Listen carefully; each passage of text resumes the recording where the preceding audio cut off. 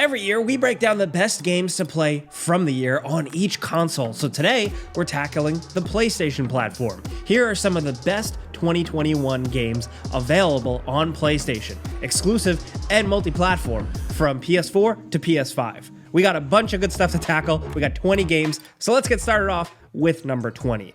Lost Judgment is a multi-platform game, but it is incredibly awesome. If you didn't play the previous game, Judgment, that's okay. This game does a decent job of setting you up. Essentially what this is like a spin-off of the Yakuza games, but with more of an emphasis on detective work, chasing down perps, and of course, kicking ass. The story this time around takes you all over a new district as well as a fully fleshed out high school, which is a weird setting for a game like this, but there's tons of different side options and side quests to pursue. You can skateboard out in the open world. And if you've played any of the games from this studio, you know that the combat and the side quest writing and all the quirkiness of it all, the mini games, everything, it's all top notch. If you've never played a Judgment game, there's only two, obviously, but this one is a good place to start. Now, next over at number 19, Green Hell is a game that really surprised us because on the surface, it might look like your run-of-the-mill generic survivor game where you're just a guy stranded on an island and you need to craft and eat to stay alive, but there's a lot more to it. It's really single-player story-based, and it's incredibly interesting. There's a very cerebral story here that will probably surprise you. It really hooked us. Green Hell has been a thing for a while on PC, but this year it finally got its big debut on consoles, and it's definitely worth the wait. If you're looking for a little bit more of an indie-style game, but that tries some interesting new things in a genre that you kind of thought was in its twilight years, Green Hell is awesome.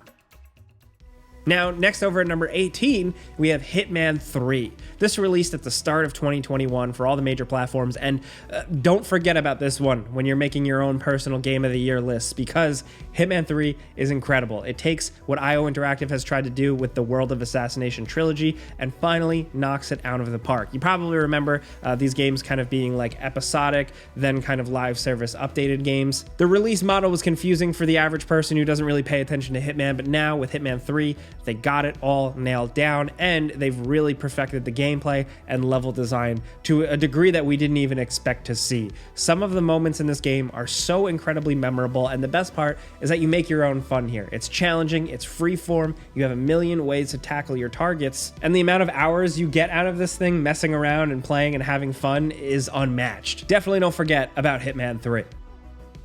Now, next over at number 17, we have F.I.S.T, or F-I.S.T, Forged in Shadow Torch. This is an action Metroidvania style game, but definitely not like any of the other ones you've seen. There are quite a few out there, but none of them really look like this insane over-the-top sci-fi aesthetics with a 2D plane, but with 3D graphics, incredibly detailed characters, and a really cool combat system. You play as Rayton, a seemingly cute and cuddly creature who actually has a sci-fi mechanical arm, and you travel through these environments exploring and kicking ass. The combat's cool because you have to pay attention. There's a lot of challenge between that and the platforming and of course the Metroidvania elements, and it's definitely something you should keep on your radar.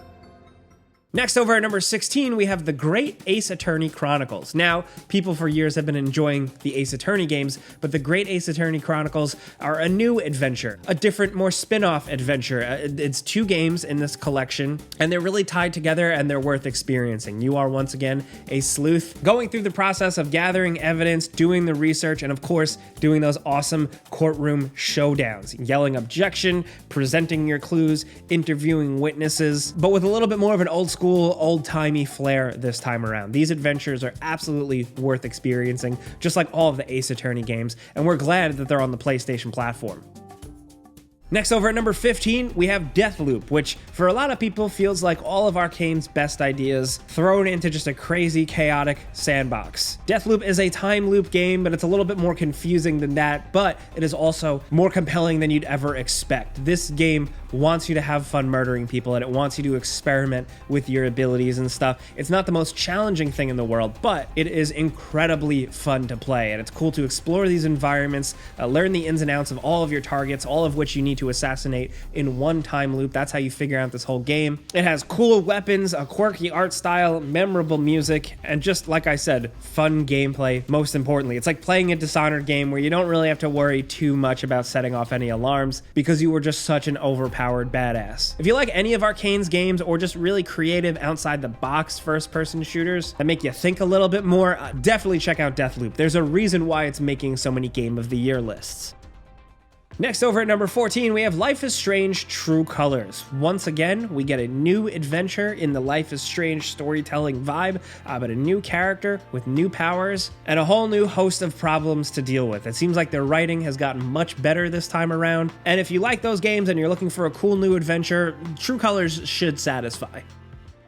Next at number 13, we have Guilty Gear Strive, which looks out of this world, and yes, in person with the game running on your PlayStation, it does look this good. The art style is improved, the animations are absolutely out of this world, and it really just solidifies Guilty Gear as one of the premier fighting games. Arc System Works knows how to make a gorgeous fighting game, and really at this point they're just flexing. They're just showing off. This one definitely takes some practice. It's a little tough to get into, but it's fun to master. If you've never played a Guilty Gear game, Strive is a good place to start with this version. Trust us. Next, over at number 12, we have the Dark Pictures anthology, House of Ashes. Now, if you guys know that the developers behind the Dark Pictures games were the people who made Until Dawn, which was an incredibly fun cinematic PlayStation exclusive experience that we loved from many years ago, but the Dark Pictures anthology hasn't really quite lived up to the hype. Thankfully, that changed with House of Ashes, their newest one in this anthology. It's pretty sweet. It's like they learned all their mistakes from the previous games, combined it all, and made for a really cool story in an unconventional setting. It's a horror story in a place you wouldn't expect. And if you like horror games and you like more like playable cinematic style games, definitely consider House of Ashes. Even if you skip the other ones, this one is a really good one.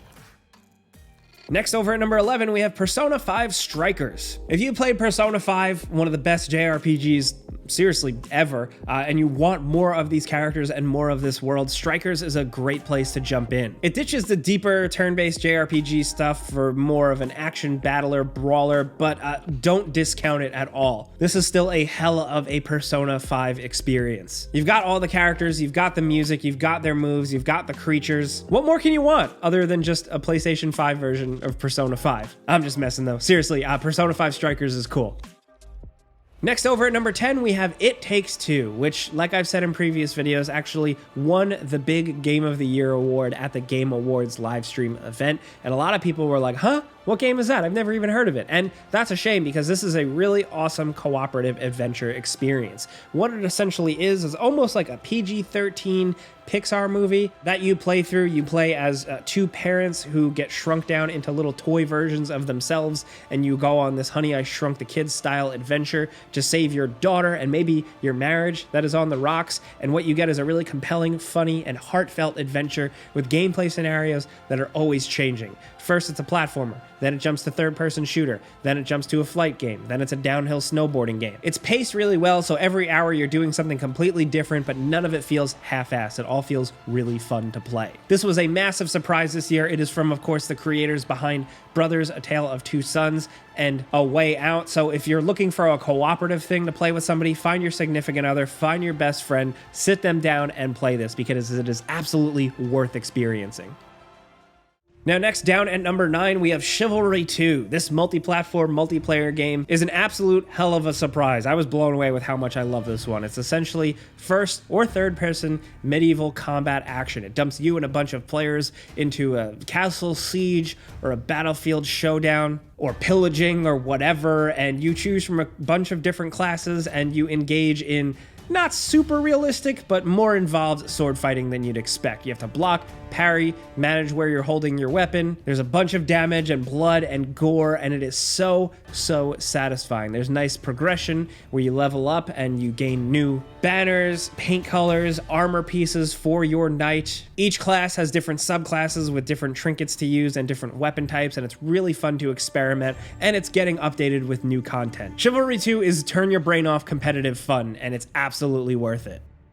Now next over at number 8, we have Back 4 Blood. This is a spiritual successor to Left 4 Dead with a lot of the original people behind it. And although this definitely doesn't reach the heights of Left 4 Dead, you still get that same good nostalgic feeling when you're playing this, especially if you got a good group. It's a cooperative adventure with levels where you race through and try and get to the end and complete the objectives while fending off hordes of zombies and higher level zombies that have unique traits like spitting stuff and using their weird tongue or exploding. You probably know the gist if you've played Left 4 Dead. It's very much that here, but it's prettier, it's crazier, it's messier, and there's more of it. It's chaotic, and like we said, it's definitely worth experiencing with some friends, if you got them. Next over at number 7, we have Marvel's Guardians of the Galaxy, which we've been talking up quite a bit as one of the biggest surprises of the year. We're going to be honest, we judged a book by its cover. The reveal trailer and everything didn't look so hot for us, especially coming hot off the heels of Marvel's The Avengers game, which a lot of people weren't into. This is another Square Enix thing, but thankfully they took the complete opposite approach and gave us a single-player, narrative, story-based adventure. And it is beautiful and fun and really just a perfect Guardians of the Galaxy thing. The combat revolves around you running around shooting people as Star-Lord and commanding all of your other crew members to do attacks. The gameplay isn't the best thing in the world, but it's still fun and satisfying, especially if you amp it up to higher difficulties. But the real thing here is the story. The characters are compelling, the story is heartfelt, and it's absolutely genius how they kind of bait you in with it kind of seeming like a familiar interpretation of Guardians of the Galaxy and really fleshing out these characters in new and exciting ways. You seriously should not miss this one. Play it at some point, especially if you're a comic book fan.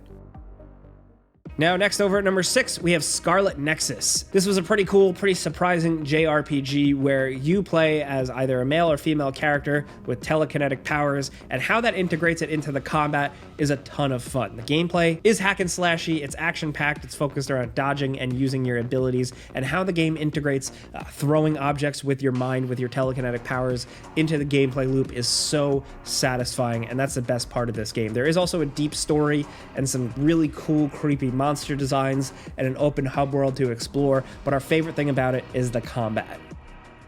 Next over at number 5, sticking with JRPGs, our favorite one of the year is Tales of Arise. This game's combat is out of this world. The way you use your team party members to kind of combine and do these cool ultimate attacks, it is so satisfying. A lot of RPGs have done this style of combat, but Tales of Arise just feels just right. Not to mention the world they built and the incredibly interesting and cool looking characters. There's a ton of variety to the biomes and just the adventure itself, and they built a really interesting tale here, which thankfully you don't have to have played the previous Tales games. This is a new adventure and you can jump in and have a ton of fun. And you probably will. If you like JRPGs, this thing better be on your list. Next over at number 4, we have Kena, Bridge of Spirits. Yes, that's actually how you pronounce it. This is a really fun, traditional action-adventure game where you play as Kena, a guider of spirits. She enters a new land that has been ravaged by a tragedy, and she's essentially putting the pieces back together to see what happens, and she's using the help of these local little gross creatures called the Rot. You collect these things, and they follow you around, and they're like cute, quirky little things, and they power up your attacks. And the combat's pretty satisfying with the staff and these abilities and a bow and arrow and just more tricks and magic stuff you get along the way. You're exploring this world, you're solving puzzles, and it is absolutely a gorgeous game. It looks like a tech demo and concept art come to life, but it's thankfully really fun to play with some really good boss battles and surprisingly steep difficulty spikes. This game can get pretty challenging by the end, but it is definitely worth checking out. Now, next over at number 3, if we're talking about difficult, we gotta mention Returnal. Returnal is not for everyone, but it is an absolute blast to play. I mean, look at this thing on screen. It's third-person shooter mixed with a bullet hell shoot-'em-up style game, and it is the perfect marriage. This studio has done stuff like this in the past, but Returnal is really the pinnacle of it. This is a challenging game because it's run-based, so if you die, you start back at the beginning, but the way it loops the story in is incredibly interesting. You play as Celine, a stranded astronaut on this mysterious alien planet trying to piece together what happened, and let's just say it goes places. So not only do you have this really tight, gripping, challenging combat, cool weapons, satisfying feedback to the weapons, but you also have really good sci-fi atmosphere. This game is gorgeous and cool and moody, and it is worth experiencing, especially if you like a challenge.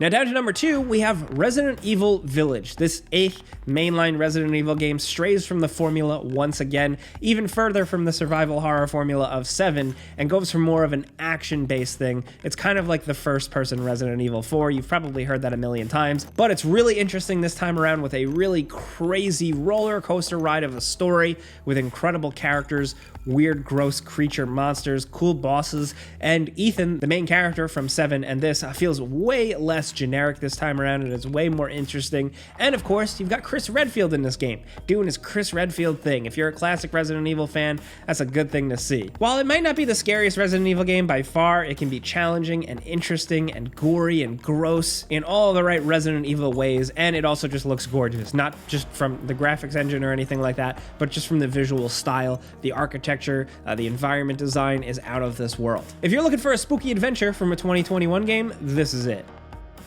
Now, down to number 1, of course, it's Ratchet & Clank Rift Apart. We finally got a good old-fashioned Ratchet & Clank game on PlayStation 5, and not only does it look absolutely bananas with you being able to load in new worlds instantly because the world is being ripped apart, but also you just get a good, solid playing classic Ratchet & Clank game with fun levels, great enemy encounters, cool weapons to upgrade and experiment with, and on-rail grinding and gliding and jumping and riding, and really everything you expect from all of these games kind of combined into this one. It also introduces a new character, Rivet, who surprisingly is pretty awesome. They did a really great job looping her in and making her just as interesting as Ratchet with her own cool companion. It makes her a really interesting story and adventure, and one that you're going to want to see through to the end. If you're like me and you just like good old single player action adventure games and platformers, and if you're from that generation, this will remind you why you love this stuff so much. It certainly did for me.